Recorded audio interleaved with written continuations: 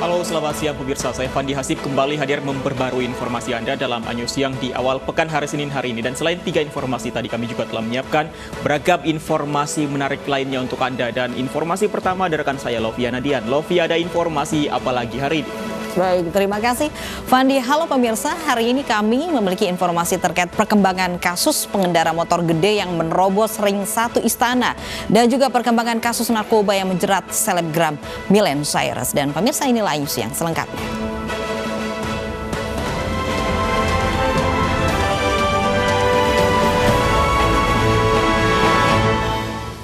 5 rumah dan toko milik warga di Toraja Utara, Sulawesi Selatan ludes terbakar. Tidak ada korban jiwa dalam kebakaran tersebut, namun kerugian ditaksir mencapai miliaran rupiah. Tolong yang ada link di pemadam kebakaran segera hubungi. Ini terjadi kebakaran di Pangli. Kebakaran hebat terjadi di Pangli, Kecamatan Sesean, Toraja Utara, Sulawesi Selatan. Api yang begitu cepat melalap 5 rumah dan toko milik warga hingga ludes terbakar.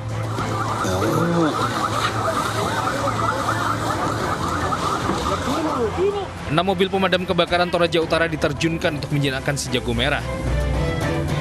Sejumlah warga pun ikut berjibaku guna memadamkan api. Dari kejadian sudah diterjunkan 6 buah pemadam kebakaran dan saat ini pemadam kebakaran masih memadamkan titik-titik yang masih tersisa. Setelah sekitar 1 jam berjibaku, api dapat dijinakkan. Diduga api berasal dari kios pengisian bahan bakar minyak yang ada di salah satu rumah milik warga. Tidak ada korban jiwa dalam peristiwa ini. 1 mayat yang disimpan di salah satu rumah yang terbakar juga berhasil dievakuasi. Namun kerugian ditaksir mencapai miliaran rupiah. Dari Toraja Utara, Sulawesi Selatan, Jufri Tonapa, iNews melaporkan. Sementara itu, cuaca ekstrim yang terjadi di Kabupaten Karangasem memakan korban. Sebuah mobil truk yang melintas di Jalan Raya Sibetan, Karangasem tertimpa pohon. 1 penumpang tewas. Evakuasi korban berlangsung dramatis.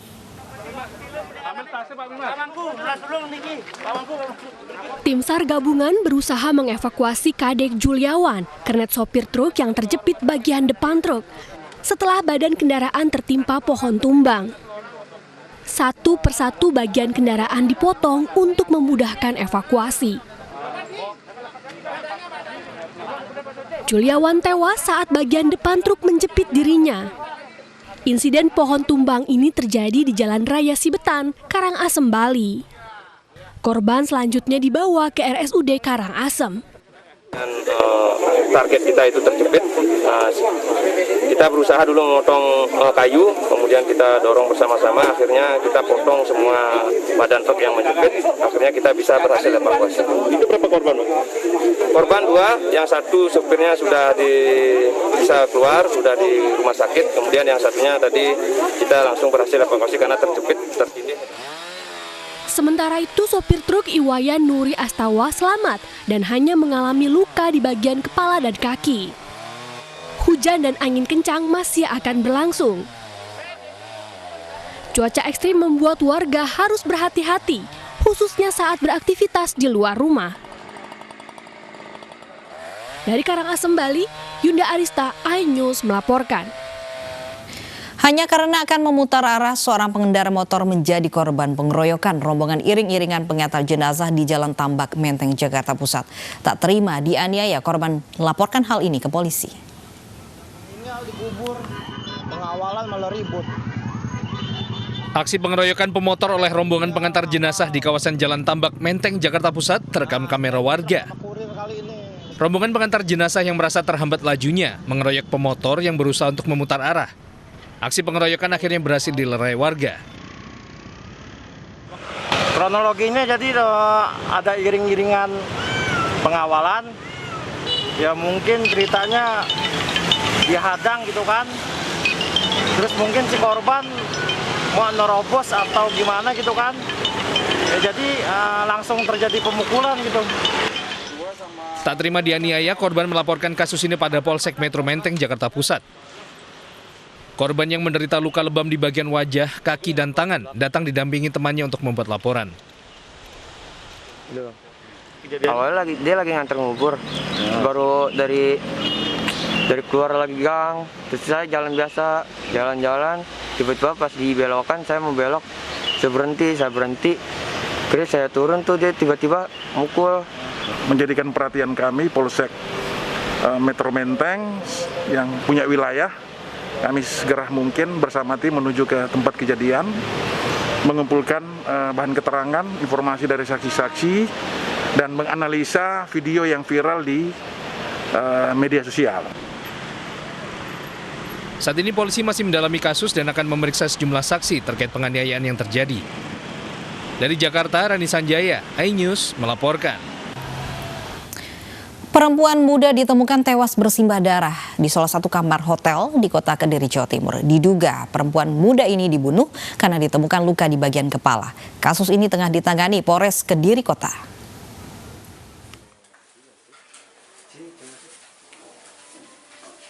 Tim Inafis Polres Kediri Kota langsung menggelar olah tempat kejadian perkara di kamar nomor 421 Hotel Lotus Garden Kota Kediri, Jawa Timur. Di kamar inilah petugas mendapat laporan penemuan jenazah perempuan muda bersimbah darah. Dari jenazah, petugas menemukan luka di kepala bagian belakang sehingga diduga korban tewas karena dibunuh. Selain itu, polisi juga mengamankan sejumlah barang bukti di lokasi dan meminta keterangan para saksi. Saat ini sudah diamankan untuk diminta keterangan ada 3 saksi yang kita minta keterangan. Barang-barang yang ditemukan di TKP? Barang-barang yang ditemukan barang-barang milik korban, ada 2 koper tadi, koper kayak kopernya korban, koper ada 1 lagi koper, ini kita selidiki kopernya dari mana. Saat ini polisi masih terus melakukan penyelidikan terkait kasus ini, sementara jenazah korban dibawa ke Rumah Sakit Bayangkara Kediri untuk diotopsi. Dari Kediri, Jawa Timur, Afnan Subagio, iNews melaporkan. Kesal sering dimarahi seorang pembantu rumah tangga di Bandung, Jawa Barat nekat membunuh majikannya yang sudah lanjut usia. Untuk mengelabui warga, pelaku melukai diri sendiri dengan pisau dapur.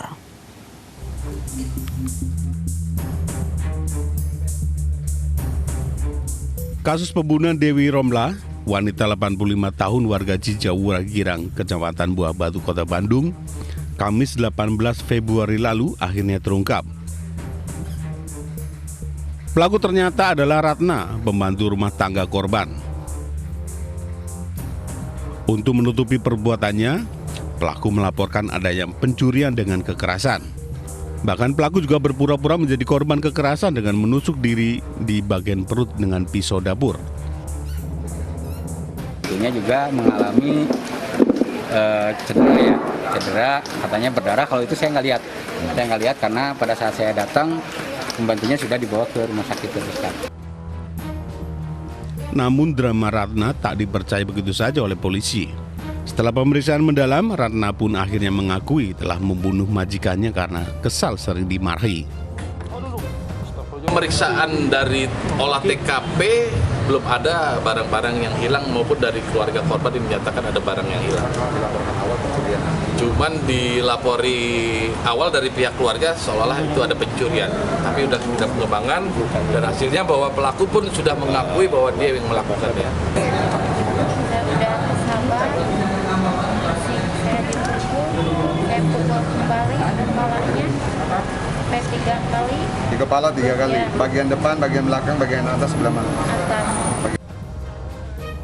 Pelaku kini masih dalam pemeriksaan lanjutan untuk mendalami unsur pembunuhan berencana. Dari Bandung, Jawa Barat, Muji Praitno, iNews melaporkan.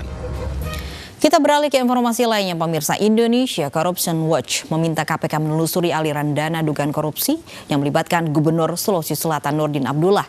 Dalam kasus ini, keluarga mantan Bupati Bantaeng itu menunjuk Arman Hanis untuk mendampingi Nurdin Abdullah selama menjalani proses hukum.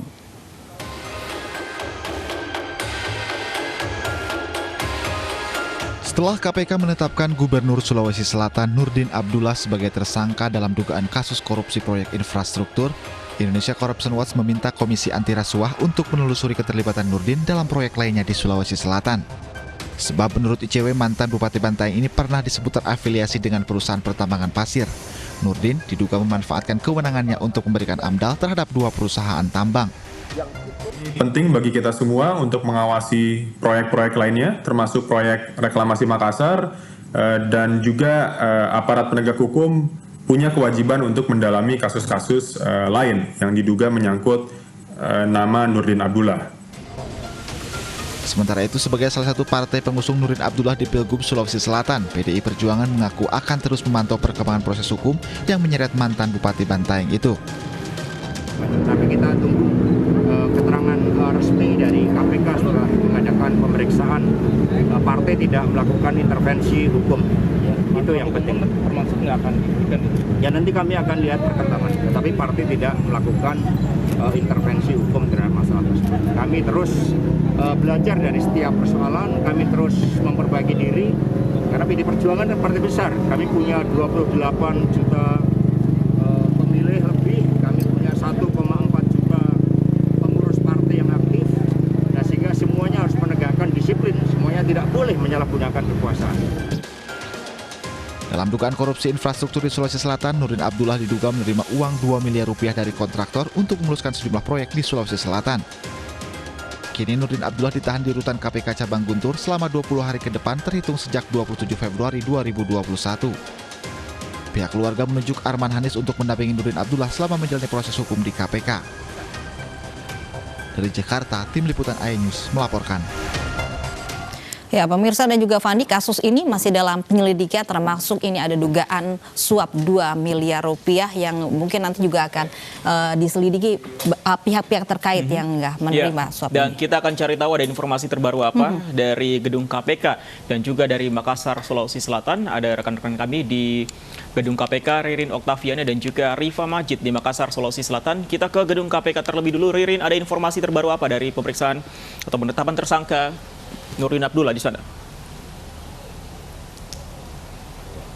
Fandi dan juga Lofi, baru saja kami mendapatkan informasi dari PLT juru bicara KPK Ali Fikri yang menyatakan bahwa hari ini belum ada pemeriksaan berkaitan tentang perkara pengadaan barang dan jasa, perizinan dan juga pembangunan infrastruktur di Sulawesi Selatan tahun anggaran 2020-2021. Ketiga tersangka, baik penerima maupun pemberi suap, yakni adalah Nurdin Abdullah selaku Gubernur Sulawesi Selatan, Edi selaku Sekdis dari PUTR Sulawesi Selatan, dan juga selaku pihak pemberi, yaitu Agung Sucipto, Direktur PT Agung Perdana Bulukumba, saat ini masih menjalani isolasi mandiri, di mana nantinya jika penyidik membutuhkan keterangan dari ketiga tersangka ini sebelum dilakukan pemeriksaan, nantinya ketiga tersangka ini akan menjalani tes PCR terlebih dahulu, mengingat saat ini atau ketiga tersangka ini didatangkan dari Sulawesi Selatan dan menuju ke Jakarta, oleh karena itu demi keamanan dari proses penyidikan.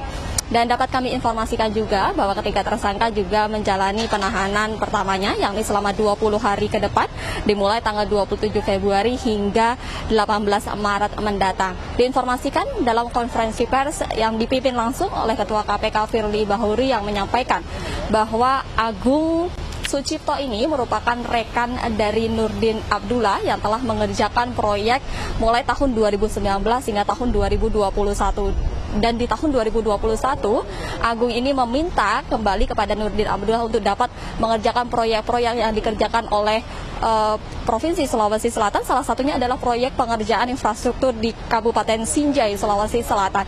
Dan beberapa pertemuan juga telah dilakukan oleh Agung dengan Nurdin Abdullah maupun oleh Edi, orang kepercayaan dari Nurdin Abdullah, untuk melakukan pembahasan dari proyek tersebut. Diawali dari Februari atau awal Februari, bahkan sempat terjadi pertemuan di Bulukumba dan terjadilah kemudian komitmen fee senilai 2 miliar yang kemudian diserahkan Agung kepada Edi untuk disampaikan kepada Nurdin Abdullah. Tentunya kami juga mendapatkan informasi bahwa diduga Nurdin Abdullah ini sebelumnya juga pernah menerima uang dari kontraktor lain, diantaranya adalah di akhir Februari terdapat penerimaan fee senilai 200 juta, pertengahan Februari 1 miliar, dan awal Februari senilai 2,2 miliar. Penyidik tentu menggali informasi dan juga peran-peran, dan tentunya akan menggali juga informasi-informasi dan juga barang bukti tambahan untuk dapat melengkapi konstruksi dari kasus perkara di Sulawesi Selatan. Apakah kemudian hari ini penyidik juga akan melakukan penggeledahan di sejumlah tempat di 3 lokasi yang sempat dilakukan kegiatan operasi tangkap tangan? Untuk mengetahuinya kami telah terhubung dengan Rifa Majid. Rifa Majid, silakan dengan informasi Anda.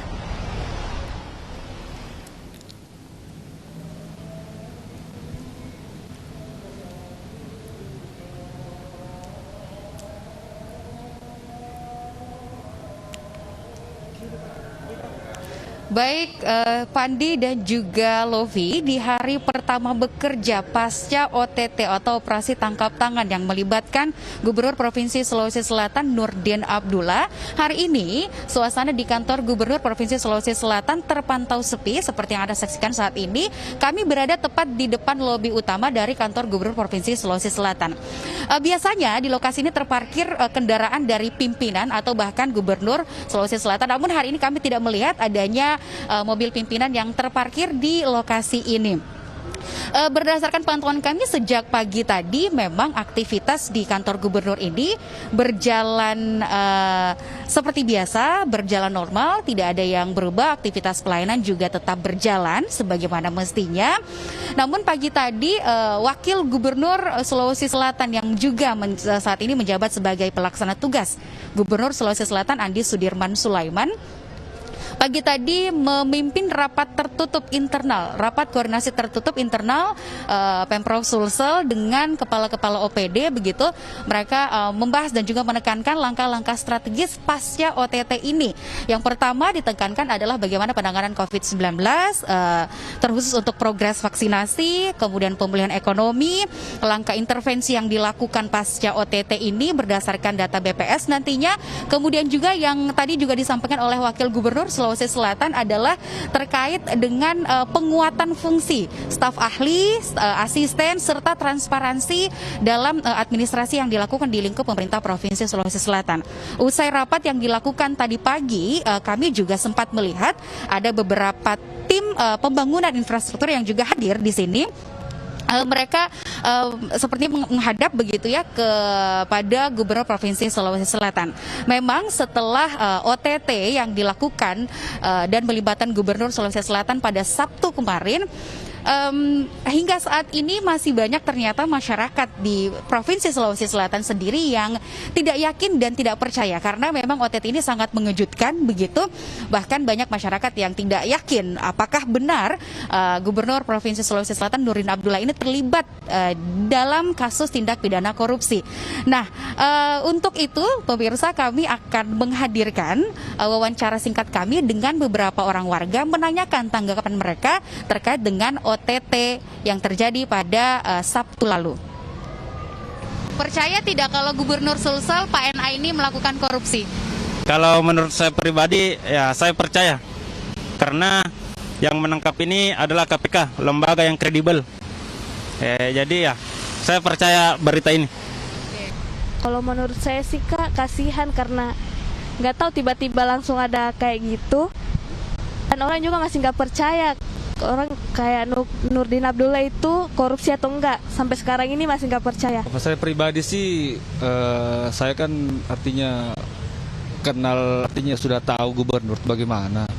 Jadi kalau saya pribadi sih belum terlalu percaya apakah memang sudah terbukti bahwasanya gubernur kita memang tersangka. Tapi jelasnya saya belum terlalu yakin juga.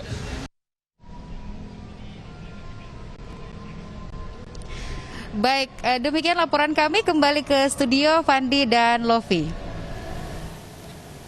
Baik, terima kasih Rifa Majid melaporkan langsung dari Makassar. Sebelumnya ada Ririn Oktaviani dari Gedung KPK Jakarta.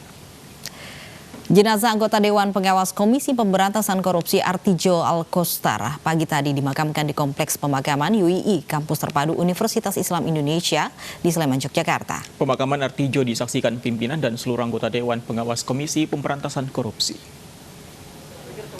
Pemakaman jenazah anggota Dewas KPK Artijo Alkostar berlangsung pukul 10 pagi. Prosesi pemakaman dipimpin Rektor Universitas Islam Indonesia. Sebelumnya jenazah sempat disemayamkan di Auditorium Abdul Kahar Muzakkar dan disolatkan di Masjid Ulil Albab Kampus Terpadu UII. Artijo Alkostar meninggal dunia di usia 72 tahun. Sebelum menjabat sebagai anggota Dewas KPK, Artijo selama 18 tahun menjadi Hakim Agung. Artijo dikenal sebagai sosok yang tegas dalam menegakkan hukum. Malam nanti akan diselenggarakan doa bersama untuk almarhum secara daring. Sebelumnya Presiden Joko Widodo melayat jenazah mantan Hakim Agung Artijo Alkostar di kampus Universitas Islam Indonesia. Presiden menyampaikan duka cita mendalam dan merasa kehilangan putra terbaik bangsa yang memiliki integritas tinggi.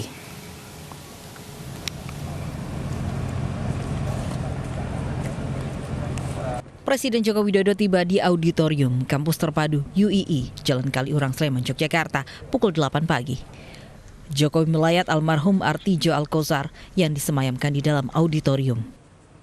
Presiden didampingi Mensesnek Pratikno juga melakukan sholat jenazah. Usai sholat jenazah, Presiden Jokowi menyampaikan duka cita mendalam atas meninggalnya Artijo. Innalillahi wa inna ilaihi raji'un. Innalillahi wa inna ilaihi raji'un. Innalillahi wa inna ilaihi raji'un.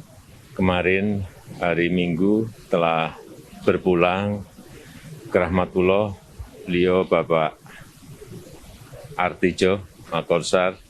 Kita telah kehilangan putra terbaik bangsa, penegak hukum, Hakim Agung, Dewan Pengawas KPK yang sangat rajin, jujur, memiliki integritas yang tinggi. Semoga arwah almarhum diterima di sisi Allah Subhanahu wa Ta'ala, diberikan tempat yang terbaik di sisinya. Amin. Atas nama pemerintah, kami menyampaikan duka cita yang mendalam. Pemerintah mengaku telah kehilangan putra terbaik bangsa, seorang penegak hukum, Hakim Agung, dan Dewan Pengawas KPK yang sangat rajin, jujur, serta memiliki integritas tinggi. Jenazah Artijo Alkostar dimakamkan di pemakaman keluarga besar Universitas Islam Indonesia. Tim Liputan, Ainus melaporkan. Pemirsa, 1 orang tewas akibat bentrok 2 kelompok geng motor di kawasan Nyalindung, Kabupaten Bandung Barat. Ainus yang akan kembali dengan informasinya sesaat lagi.